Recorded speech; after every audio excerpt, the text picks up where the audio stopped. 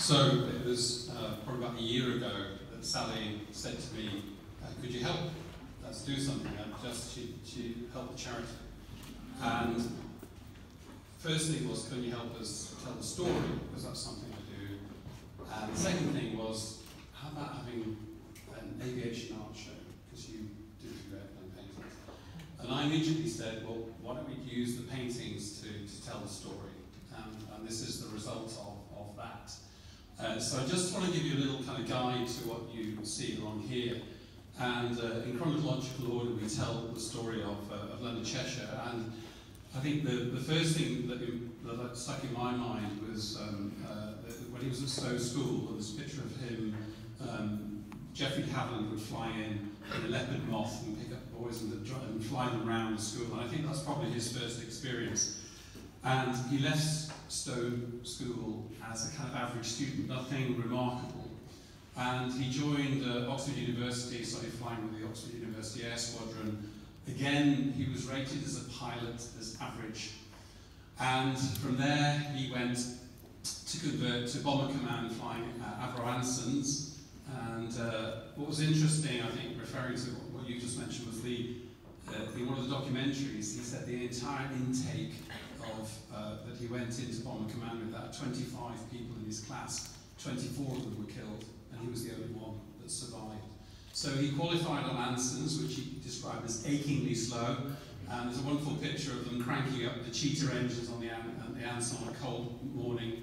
And then there's a brilliant painting by Kai Choi showing the first mission where he received his Distinguished Flying Cross, or DFM, and that was bringing a Whitley bomber that was almost blown into by a shell that hit the fuselage and set off all the flares in the plane. And the plane plummeted 2,000 feet, and he kept a cool head and regained control and somehow got his crew back to safety. And there's that bravery that is that dominating characteristic of his. But there are other characteristics, because when we go around, I think the humanitarian side of Leonard really came out.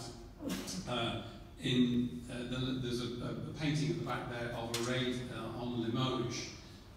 This was a factory that was making Messerschmitt engines.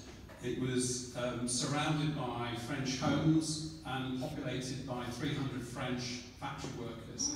And the British felt that we couldn't attack the factory because of the collateral damage. Leonard talked to the War Cabinet and said, look, I will guarantee no one will get killed. I want to try this new way of bombing. And basically what he did was he flew over the factory at 50 feet, 3 times, firing all the guns of the Lancaster. The factory was evacuated. The 4th time he came round, he dropped a phosphorus bomb called a cookie on it, which is in the painting. And then he directed in 12 Lancasters that destroyed the factory.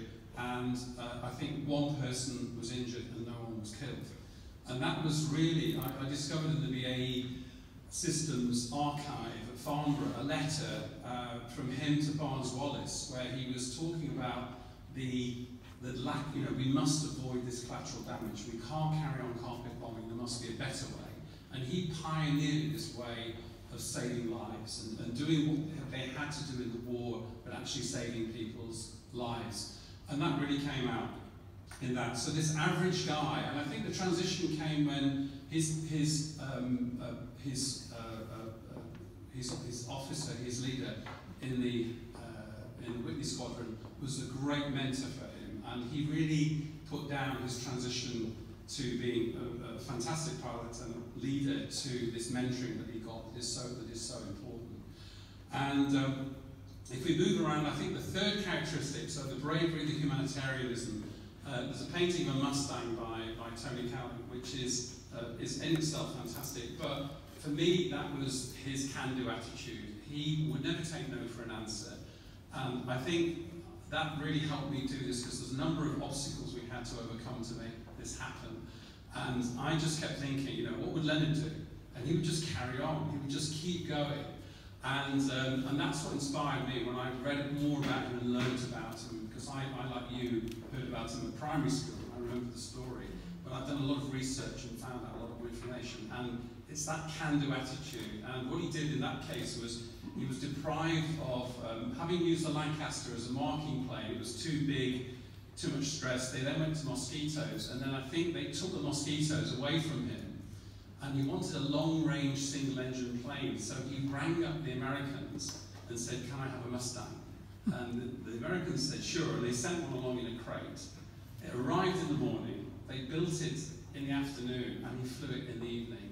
And they marked the V1 depot that the Lancasters went in and destroyed that very evening. So for me, it's those characteristics that really stand to the fore. Now, we've done all these wonderful paintings. We have produced some prints of these paintings, and I had the privilege last Friday of, we've had a number of people. We've had Andrew signed, thank you very much for signing these. Jock Stirrup, who's his boss, has signed these as well.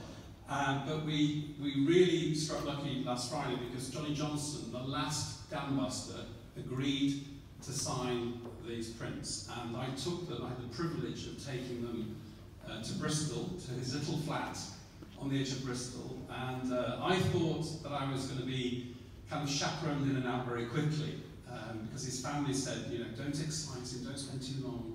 So I went along thinking, I might see him for half an hour, I won't say much. I knocked on the door, and there was this cheery hello through the intercom, and he, "Oh, come on up," and he was on his own, And I said, "Well, we need to sign these things." "No, sit down, have a cup of tea." And for 40 minutes we chatted, and I said, "Johnny, we really need to sign these," and then we signed them. And he said, "Let's go for lunch." And we went off and we had fish and chips, a glass of wine, and apple pie and custard. It was fantastic. He told me a number of things in our chats. The first thing he did when we sat down was he said that Leonard Cheshire was the finest wing commander and leader that he had ever served under by a mile. The second thing he told me was very interesting. Anyone who's a buff, it was there's a story about Lancasters practicing at low level and flying at 60 feet. And I knew this story, I'd heard this story, that Johnny Johnson was flying along at 60 feet and another Lancaster went underneath them. And I'd always wondered who it was. And I said, "Was it Les Munro?" And he winked at me and he said, "Yes." So I found out the historical fact it was Les Munro who flew. And in fact, the Lancaster on the right has a portrait of there's Leonard and Les Munro in it. And I showed him a detail of that, and I said, "Who's that?" And he went, "That's Les and Leonard," which sounds like a comedy duo, but it was the final thing that he said that was the most moving to me, and I didn't prompt this at all, but he said, "Do you know the youth of today?" And I thought, "Oh, he's going to give me a kind of, I don't know what it should be." He said, much of life, he said, "It's only a few that cause the trouble." He said, of all the teenagers that I've met, I would take no doubt that they would do exactly the same that we did." And he was very, very sincere in that, and I found that a really amazing thing for him to come out with, and a great observation, and very generous. So what he did was he signed these. First of all, he signed that painting over there. So if anyone wants to buy the Limoges Raid painting, it's got Johnny Johnston's signature on it. And we have a number of limited edition prints here. So the Spitfire, painted by Chris Craig, fantastic. There's 24 of those left now. The Lancaster, the Limoges Raid, there's only 12 of those left now. The Junkers 88, there's 4 left, I think, or 5 left. And the Mustang, I think we've got 9 left, all signed by these top RAF gentlemen and Johnny Johnson. So if you please could support us by buying these. There are smaller things here that you can buy. If anyone would like to buy a painting as well, we'd be very happy about that. So thank you so much for coming. Thank you for your support.